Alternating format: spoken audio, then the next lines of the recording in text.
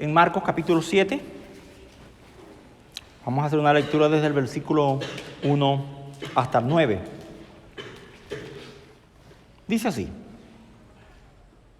se juntaron a Jesús los fariseos y algunos de los escribas que habían venido de Jerusalén, los cuales, viendo a algunos de los discípulos de Jesús comer pan con las manos inmundas, esto es, no lavadas, los condenaban.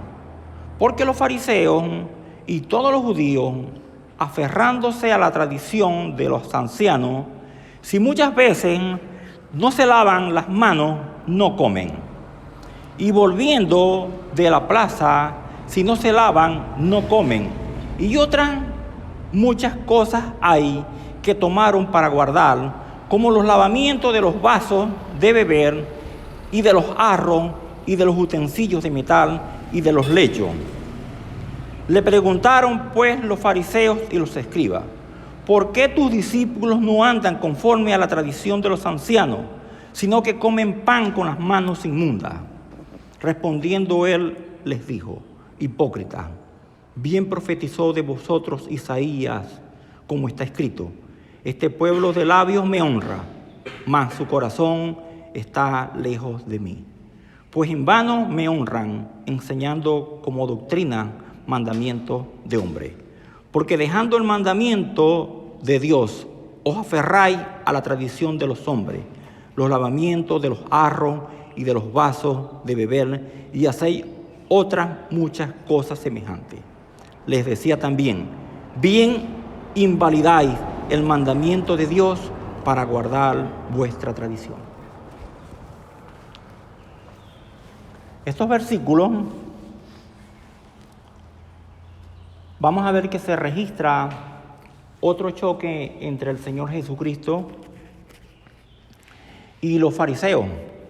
Y esta confrontación pone de manifiesto cuánto se había corrompido el significado verdadero de las Escrituras y se habían colocado al mismo nivel y autoridad de la palabra de Dios las tradiciones y costumbres que ellos habían creado.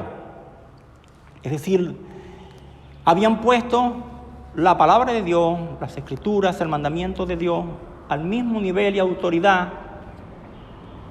de los mandamientos y costumbres y tradiciones que ellos mismos habían establecido. Los líderes religiosos judíos habían construido un inmenso sistema de tradiciones y los habían impuesto de forma rigurosa, rígida al pueblo. Y todo ese sistema de tradiciones estaba muy entretejido también con la palabra de Dios. De tal manera que todas esas tradiciones, aunque estaban muy entretejidas también con la palabra de Dios, en muchísimos casos distorsionaban y contradecían lo que Dios había mandado en su palabra. Estas confrontaciones, por supuesto, van a ir cobrando más fuerza y van a culminar con la crucifixión de Jesús aproximadamente un año después de estos acontecimientos, y que va a ser en las afueras de Jerusalén. Esto no es diferente a lo que sucede hoy en día. El mundo entero ha desarrollado preceptos y costumbres acerca de Dios. Pero aunque la mayoría de la gente piensa que todos esos preceptos que han desarrollado son acerca de Dios, en realidad están muy lejos de las Escrituras y están muy apartadas de la verdad. Incluso ese sistema de preceptos que el mundo ha establecido, que la costumbre y las tradiciones que los rodean, también están muy entretejidas en muchísimos casos con la palabra de Dios. Y todas esas distorsiones han sido creadas por las falsas religiones. De hecho, cuando usted escucha algunas alabanzas que tienen algunas iglesias, están muy entretejidas con la palabra de Dios, pero llenas de distorsiones. O sea, los conceptos, los preceptos que la gente tiene están alejados de la verdad de las Escrituras. De hecho, usted se pone a escuchar una prédica de la mayoría de las iglesias, y ciertamente citan muchos pasajes de la Escritura, muchísimos casos ciertamente leen las Escrituras, pero cuando usted se pone a revisar bien, se va a dar cuenta que tiene que aprender a distinguir la verdad de la mentira, a pesar de que todo eso está entretejido. De tal manera que en medio de todo eso que ellos puedan predicar, puedan enseñar, incluso los cánticos que pueden hacer, hay muchísimas distorsiones de la verdad, producto de toda esa falsedad que ha introducido la falsa religión, y valga la redundancia. Y los creyentes también, cuando tratamos de enseñar la verdad que está plasmada en las Escrituras, entonces también tenemos que caer en confrontación con todo ese sistema de distorsiones que nos rodea. Por ejemplo, en estos días alguien pasó, en un grupo que yo estoy de jubilado, pasó un video del niño Jesús. Entonces yo le comenté a la señora que presentar a Jesús como un niño es reducir a Jesucristo a un bebé que no ha crecido, explicaba yo. Y la señora me dice que ella estaba clara porque ella había sido catecista en la Iglesia Católica desde que era niña. O sea, pero esos son los conceptos que ella tiene, que distorsionan la verdad de las Escrituras. Pero así como esa, hay un montón de preceptos que no se corresponden con la verdad de las Escrituras. Hablarle a la gente y decirle que la única manera que verdaderamente tienen a Dios en sus corazones es que reconozcan que son pecadores y se arrepientan para que sean reconciliados con ellos. Para ellos es un choque fuerte y es difícil decírselo porque es una confrontación. Decirle a la gente, hacerle ver cuán inmundos somos todos y cuánta necesidad tenemos de Dios, para la gente eso es ofensivo. Pero esos son los conceptos que tienen, que chocan con la verdad de las Escrituras. Pero así como esas cosas, hay infinidad de preceptos, de conceptos equivocados, que aunque la gente dice que son acerca de Dios, están muy distantes de la verdad de las Escrituras. Y como tal, entonces la gente se resiste y no hay lugar a poder hacérselas ver. Entonces vamos a leer el versículo 1 y el versículo 2. Dice así: se juntaron a Jesús los fariseos y algunos de los escribas que habían venido de Jerusalén, los cuales, viendo a algunos de los discípulos de Jesús comer pan con las manos inmundas, esto es, no lavadas, los condenaban. Este pasaje nos enseña que una representación del liderazgo judío había venido desde Jerusalén. El Señor Jesucristo y sus discípulos estaban en Capernaum en este momento en el que se desarrollan estos acontecimientos. Los escribas, hemos explicado en otras ocasiones, ellos eran expertos en la ley, eran expertos en ella, las estudiaban, las interpretaban y las enseñaban. Es decir, que ellos, las Escrituras del Antiguo Testamento, ellos eran los que se encargaban, a través de sus enseñanzas, de transmitirlas de generación en generación. O sea que ellos desde tiempos ancestrales, desde tiempos de antaño, ellos eran los que le transmitían las enseñanzas de las Escrituras y sus propias interpretaciones al pueblo. Y por supuesto, las habían venido haciendo toda la vida conforme a su propia manera de interpretarlas, con todas las cosas que ellos les habían ido agregando.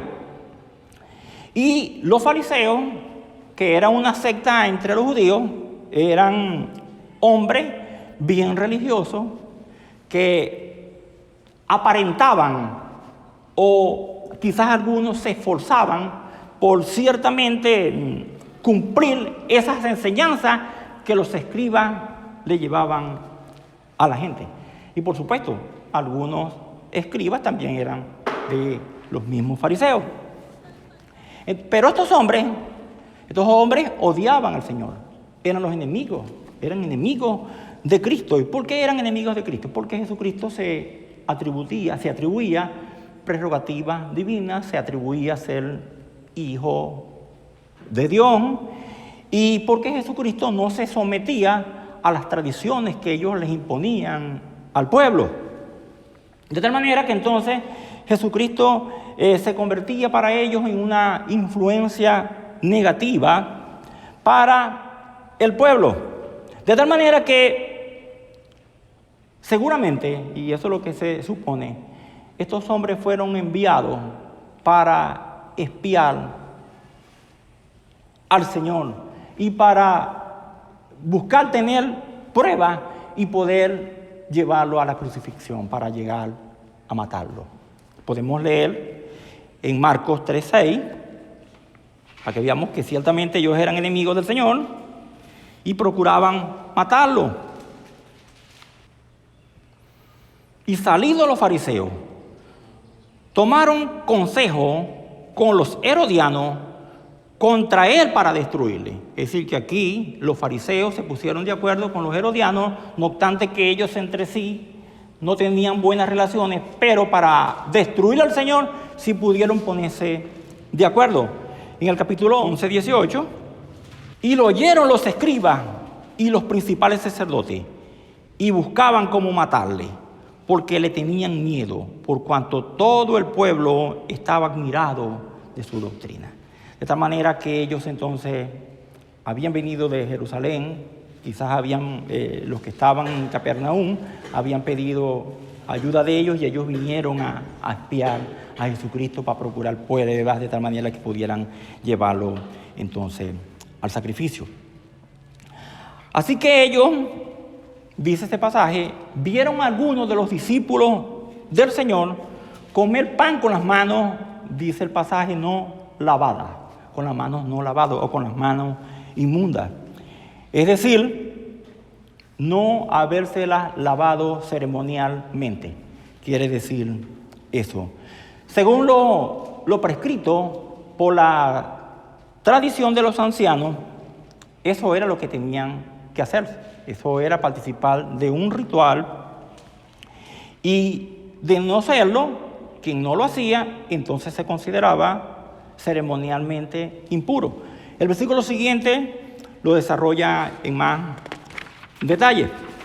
Dice el 3:4, versículos 3 y 4. Porque los fariseos y todos los judíos, aferrándose a la tradición de los ancianos, si muchas veces no se lavan las manos, no comen.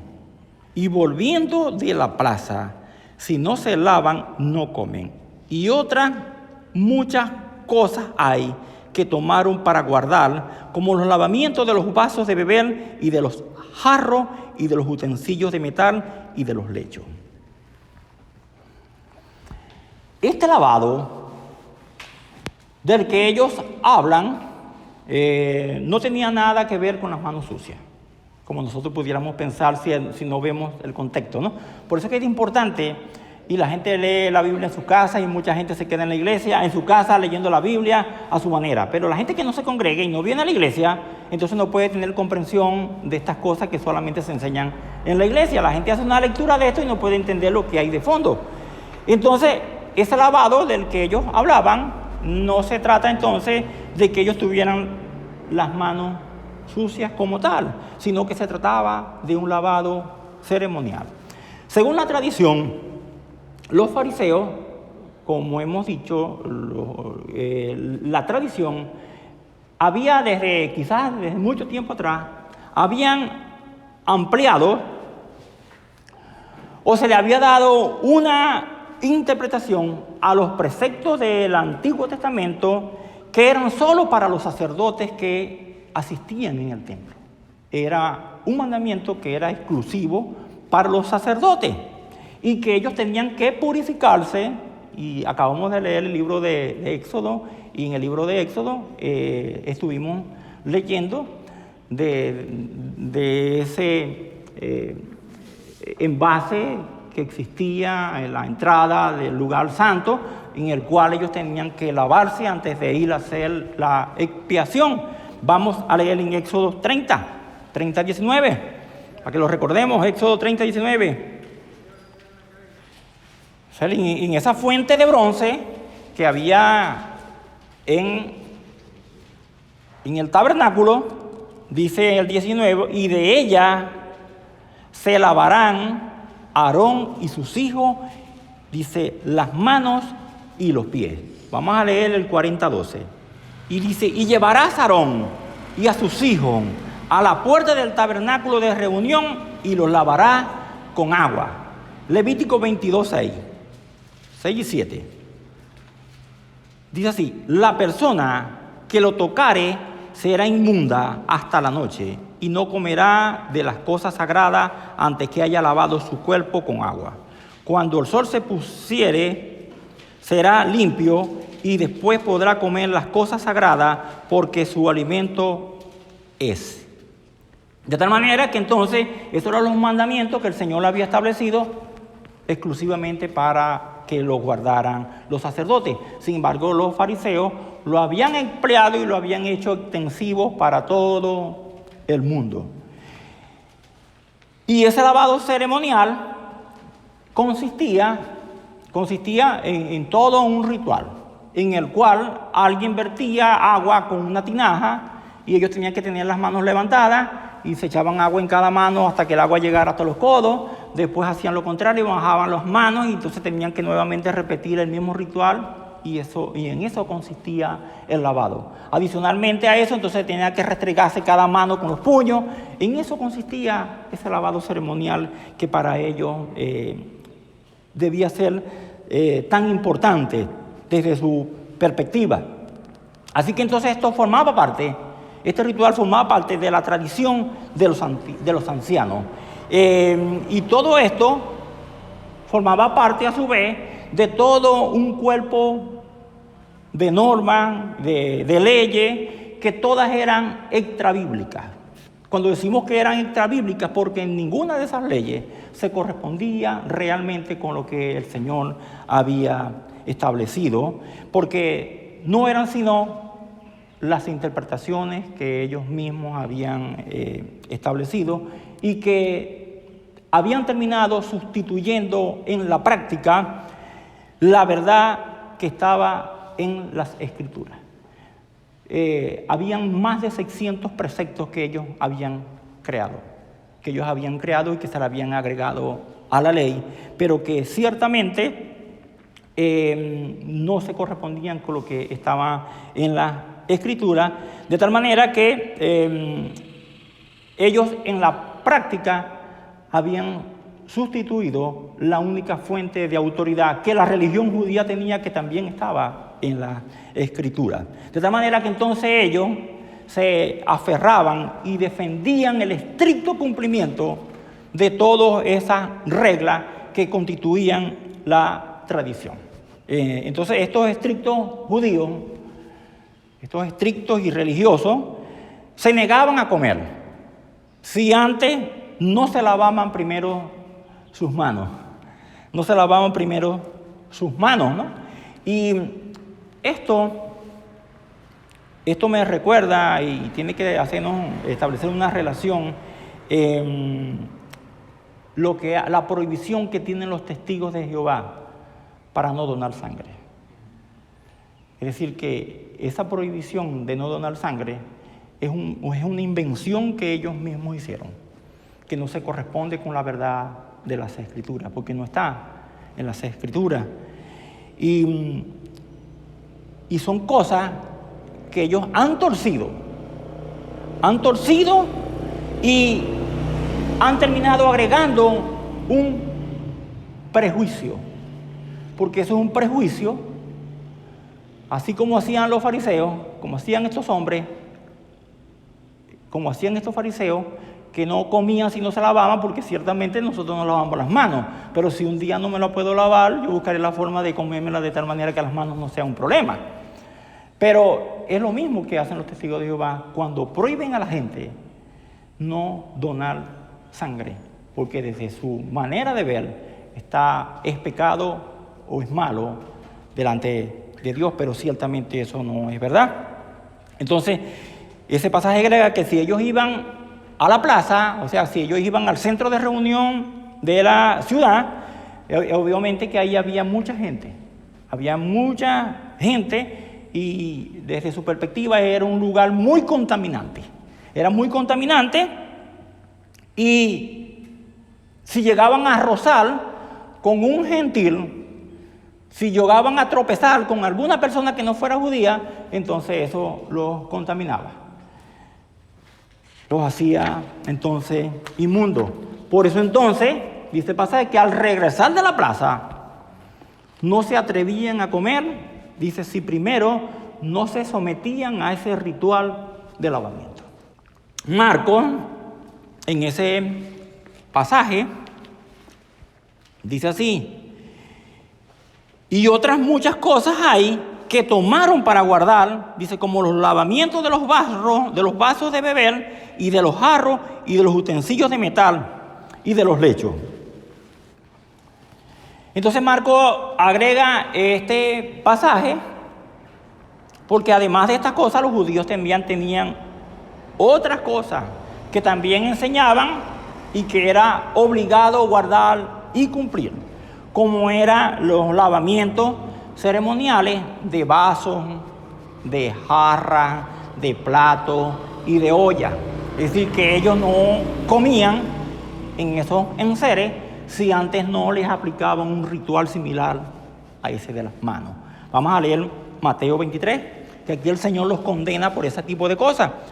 Dice Mateo 23, 25 y 26. Dice, ay de vosotros, escribas y fariseos, dice, hipócritas, porque limpiáis lo de fuera del vaso y del plato, pero por dentro estáis llenos de robo y de injusticia. Fariseo ciego, limpia primero lo de dentro del vaso y del plato, para que también lo de fuera sea limpio.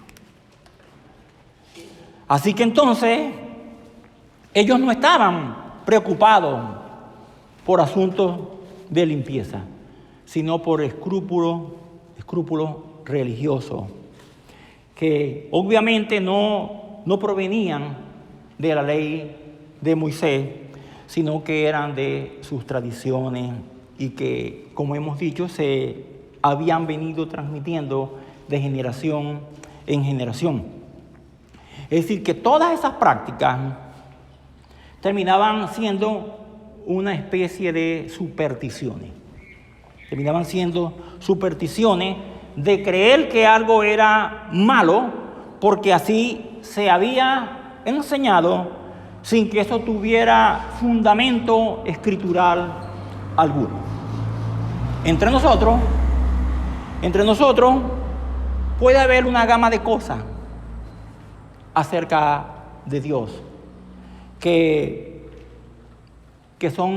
no son sino influencia de la cultura pagana en la que nosotros quizás hemos vivido, algunos más que otros, y que también pueden ser muchísimas cosas que están asociadas, por supuesto, a la cultura pagana. Por ejemplo, de repente hoy alguien dice, me tengo que comer hoy las 12 uvas del tiempo, dice, ¿no? Porque si no el año que viene no me va a ir bien, seguramente, ¿no? Tengo que salir con una maleta. Sí, o tengo que ponerme hoy ropa interior nueva para que el año que viene me vaya bien. Sí, cosas así que debe ser amarilla, por cierto, ¿no? Entonces, ese tipo de cosas que por supuesto son absurdas. Pero ciertamente, aunque yo se lo estoy diciendo a ustedes aquí en broma, es muy cierto que así piensa la gente. Y esa gente que piensa así, aún se considera cristiana y está convencida que esas cosas son verdades. Pero eso forma parte de cuánta distorsión tiene la gente acerca de las cosas de Dios, pero que están bien lejos de la verdad y que no se corresponden a ella. Se ponen los billeticos para que les produzcan. Sí, increíble cualquier tipo de cosa. Versículo 5. Le preguntaron pues los fariseos y los escribas, ¿por qué tus discípulos no andan conforme a la tradición de los ancianos, sino que comen pan con manos inmundas. Estos escribas y fariseos fueron hasta donde estaba el Maestro Jesucristo y sus discípulos en busca de una explicación de la conducta que para estos judíos y fariseos parecía deshonrosa por parte de los discípulos del Señor. Así que fueron entonces a buscar una explicación y entonces le hicieron esta pregunta: ¿por qué tus discípulos no andan conforme a la tradición, sino que comen con las manos inmundas o no lavadas? Esa fue la pregunta que le hicieron. En realidad, cuando ellos le están haciendo esa pregunta al Señor, lo que lo están es incriminando, lo que lo están es tratando de responsabilizar por lo que los discípulos del Señor estaban haciendo. Estaban tratando de incriminar, estaban tratando de acusar a Jesús de que Él enseñaba a sus discípulos a desobedecer las tradiciones de los ancianos. Eso estaban tratando de ellos hacer. Al fin y al cabo, su propósito verdadero era tener argumento para poder llegar a matarlo. Era lo que ellos andaban persiguiendo. Vamos a leer Mateo 5, 17. El Señor había hecho esta aclaración. Había dicho en el 5, 17 al 20: no penséis que he venido para abrogar la ley o los profetas. No he venido para abrogar, sino para cumplir. Porque de cierto os digo que hasta que pasen el cielo y la tierra, ni una jota ni una tilde pasará de la ley, hasta que todo se haya cumplido. De manera que cualquiera que quebrante uno de estos mandamientos muy pequeño y así enseña a los hombres, muy pequeño será llamado en el reino de los cielos. Mas cualquiera que los haga y los enseñe, este será llamado grande en el reino de los cielos. Es decir, que contrariamente a esas sospechas infundadas que ellos pudieran esgrimir contra Jesús de que Él estaba enseñando a sus discípulos a desobedecer los mandamientos del Señor, el Señor Jesucristo ya ha referido que Él vino a hacer cumplir la ley verdaderamente, que para eso había venido, verdaderamente a hacer cumplir la ley. Y ciertamente el salmista muestra que hasta el mismo Señor tenía celo de anhelo por la ley de Dios. Vamos a leer el Salmo 119, 20. Salmo 119, 20 dice: quebrantada está mi alma de desear tus juicios en todo tiempo. Es decir, que así como el salmista, así era Jesús en cuanto a su anhelo de que la ley de Dios sea cumplida.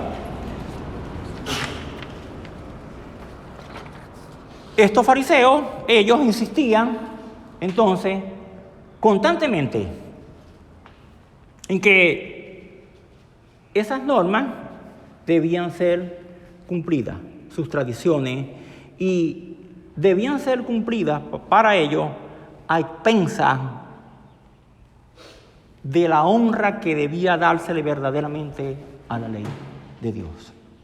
A expensas de la ley, sin importar eso, ellos insistían que la tradición debía ser entonces cumplida. De tal manera que entonces a ellos los guiaba era un ritualismo vacío, un ritualismo que era inútil, sin ningún sentido ni propósito. Versículo 6. Jesucristo aquí responde entonces a la pregunta. Dice el versículo 6: respondiendo Él, les dijo: hipócritas, bien profetizó de vosotros Isaías, como está escrito: este pueblo de labios me honra, mas su corazón está lejos de mí. Es decir, ellos insistían en que sus tradiciones debían ser cumplidas a expensas de honrar verdaderamente la ley de Dios.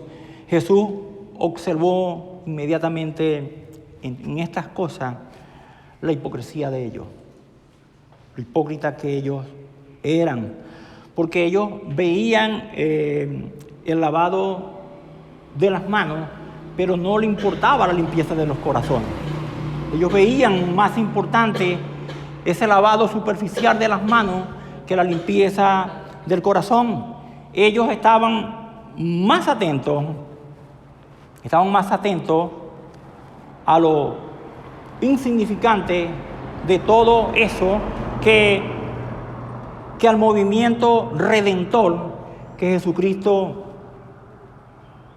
emprendía o estaba emprendiendo, que por supuesto iba a traer limpieza en las almas y en los corazones de la gente. Y esa conducta de ellos era precisamente lo que el profeta Isaías había profetizado.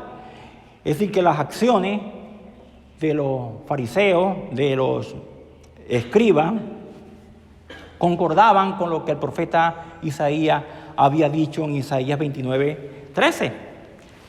No obstante que ahí está, lo podemos revisar. Isaías 29:13.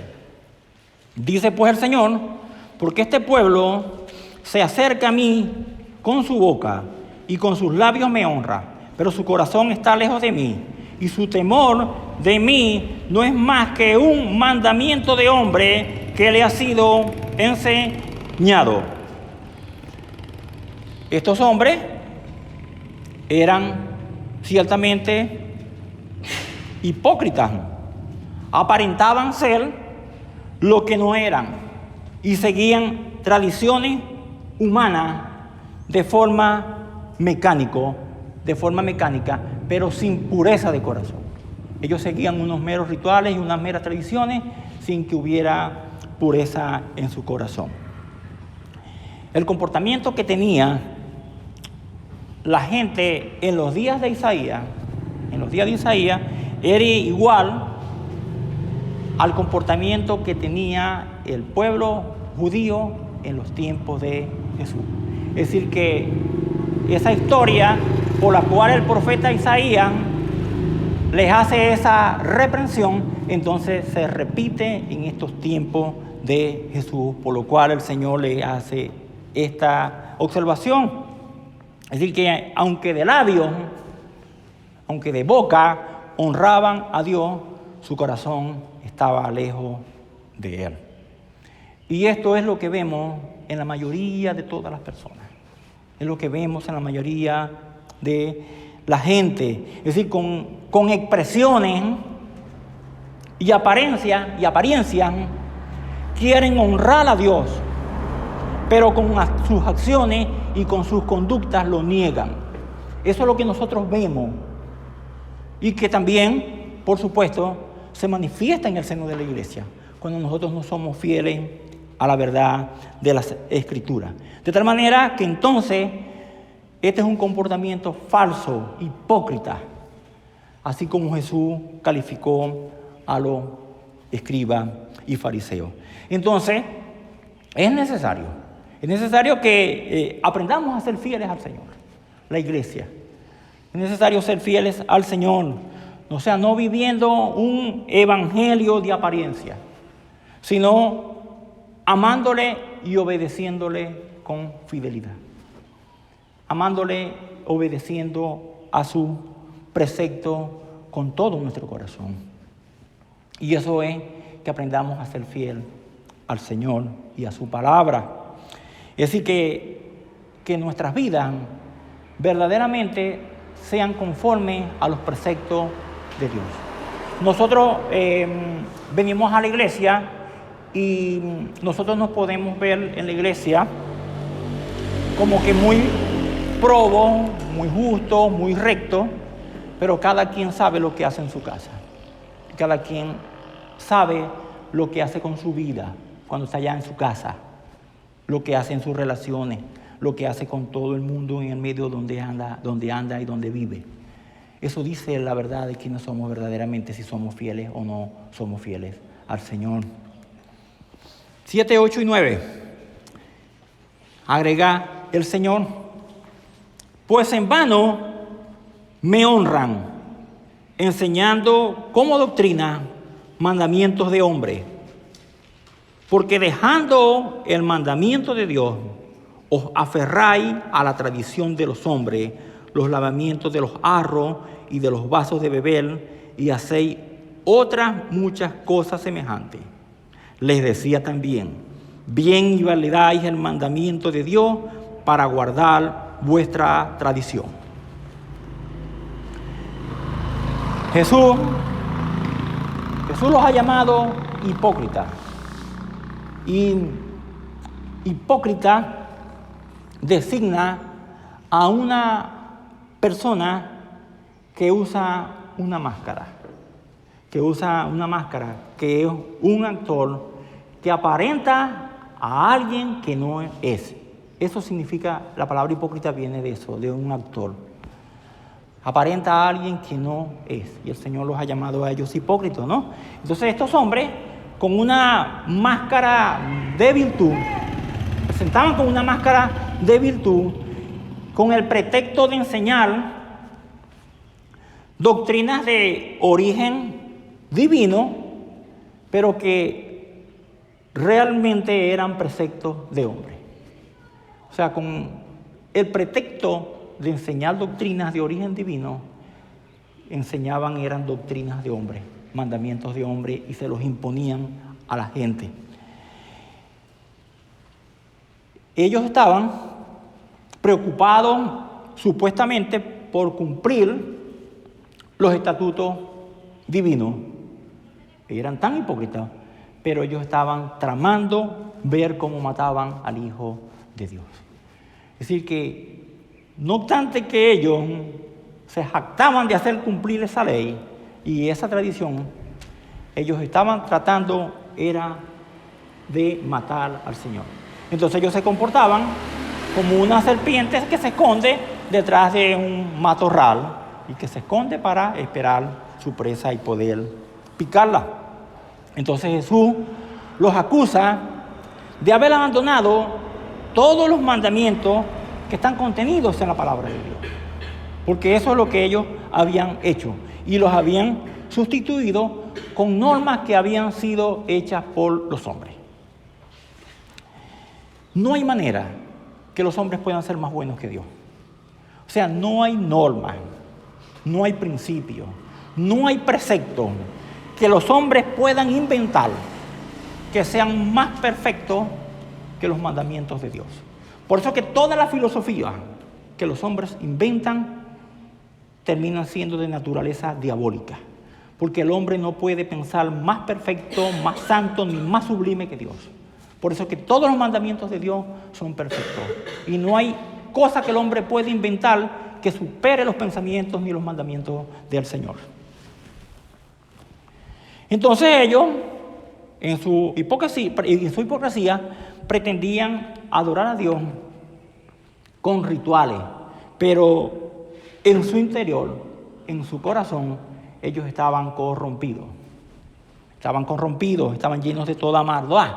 Entonces por eso nosotros, como creyentes, no podemos, ni nadie puede adorar a Dios porque venga a la iglesia. Eso no es verdad. Eso es un falso precepto que tenemos. Dentro de todos esos conceptos equivocados está la idea de que nosotros podemos venir a la iglesia y cuando venimos a la iglesia adoramos a Dios. Nosotros no adoramos a Dios verdaderamente si no tenemos un corazón dispuesto para ser fiel a sus mandamientos y a su verdad.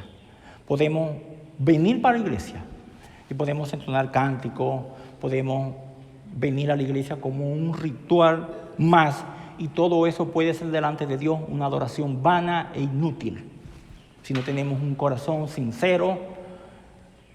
Y aunque no somos perfectos, yo creo que Dios se alegra de que nosotros reconozcamos nuestra maldad y que ciertamente nos sintamos arrepentidos.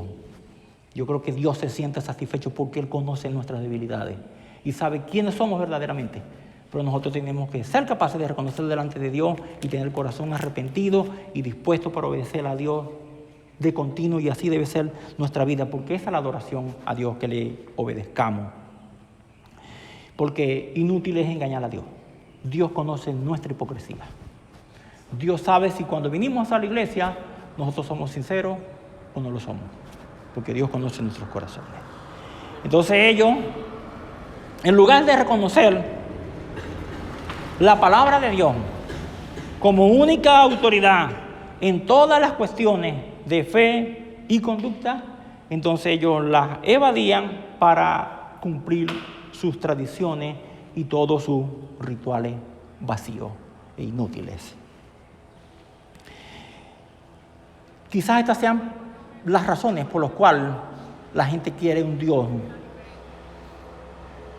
pero sin escritura.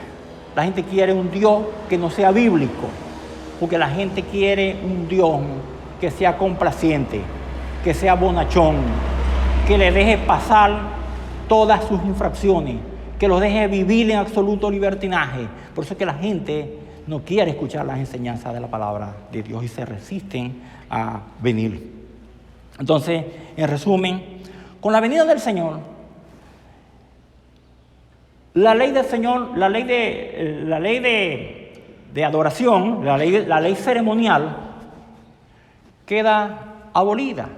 Porque toda la ley ceremonial que se presenta en el Antiguo Testamento, todas ellas apuntaban era al sacrificio de Jesús. O sea que cumplido entonces el sacrificio de Jesús, entonces la ley ceremonial ya no tiene ningún sentido. Por lo tanto, todos esos sacrificios y todo eso que se hacía en el templo ya dejó de tener algún sentido. Entonces el Señor, como hemos visto, rechazó todas esas ceremonias que los hombres habían agregado a la ley, por inútiles, por vanas, por vacías. Entonces las manos limpias y el corazón puro que Cristo da a sus discípulos son muy diferentes a todas esas formalidades externas y supersticiosas que los fariseos querían imponer al pueblo de Dios. Así que el Señor entonces no está interesado en rituales inútiles y vacíos. El Señor no está interesado en rituales que sean inútiles y vacíos, sino que demanda de nosotros es corazones limpios que quieran vivir en obediencia y fidelidad a Dios. Oramos.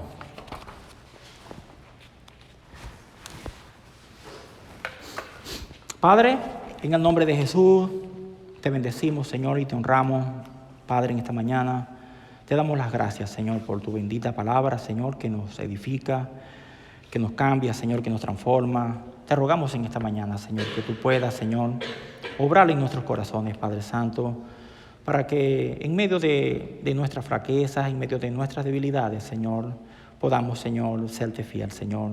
Que podamos, Señor, disponer nuestros corazones, Señor, para serte fiel, Señor, en cada momento de nuestras vidas, Señor. De tal manera, Señor, de que nuestra mejor adoración, Señor, sea, Padre, la obediencia, Señor, a tus preceptos, Señor, y a tu palabra, Señor. Nosotros te damos las gracias, Señor, y te bendecimos en el nombre de Jesús. Amén.